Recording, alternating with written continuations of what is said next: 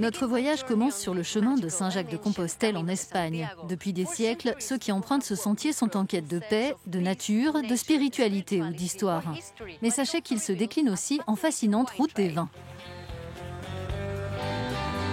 Nous prenons la direction d'El Bierzo en Castille et Léon avant de rejoindre les vignobles de la Ribera Sacra et des Rías Baixas pour découvrir 3 des 8 appellations que l'on trouve entre Saint-Jean-Pied-de-Port et Saint-Jacques-de-Compostelle. Au Moyen-Âge, ce sont les monastères qui ont perpétué la tradition viticole apportée par les Romains.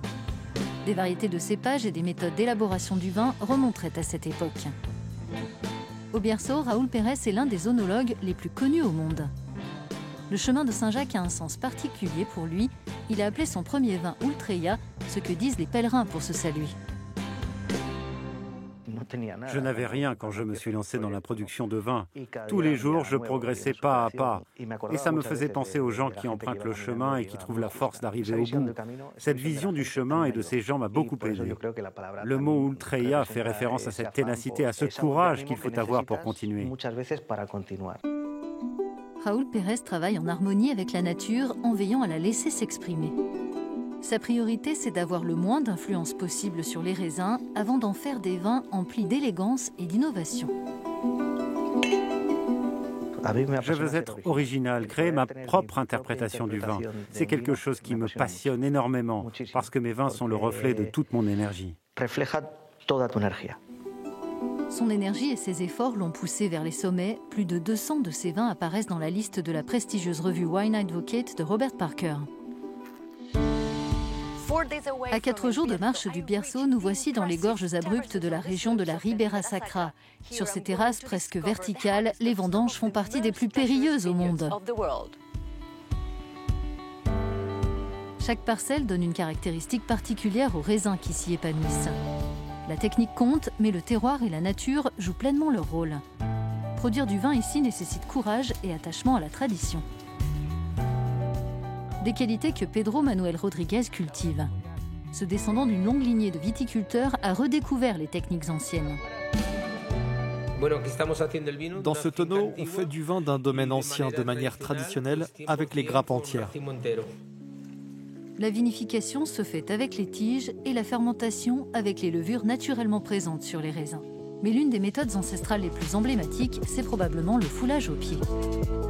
Le nom du domaine, Guimaro, signifie rebelle en galicien, c'est le surnom de la famille, mais il correspond aussi à ces viticulteurs espagnols qui ont fait évoluer leur métier et se sont fait un nom au plan international.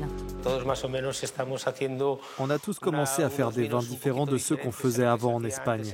On a voulu faire des vins plus frais, plus agréables et plus faciles à boire, mais aussi mieux respecter la terre et les variétés de cépages que l'on fait pousser. La plupart des vins rouges produits ici, comme au Bierzo, sont élaborés à partir du cépage Mencilla.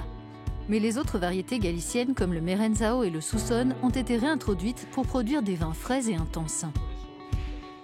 Dans la région des Rías Baixas, le cépage Albarino est présent partout.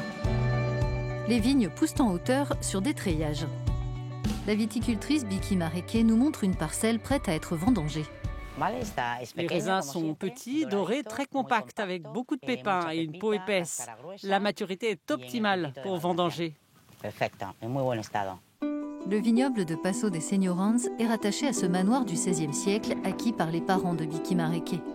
Il y a 30 ans, sa mère a démarré la production de vin et œuvré à la création de l'appellation Rías Baixas. Le cépage Albarino est le trésor de ce terroir.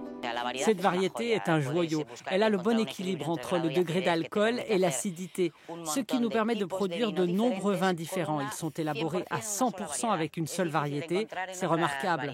Plus on améliore l'Albarino, plus il aura des chances de devenir l'un des meilleurs cépages blancs au monde. Qui a dit que les vins blancs devaient être bu jeunes, ce vignoble a aussi montré au monde que le cépage Albarino leur donnait une plus grande longévité. Rendez-vous dans un prochain épisode de Here We Go pour emprunter d'autres chemins riches en découvertes à travers l'Espagne.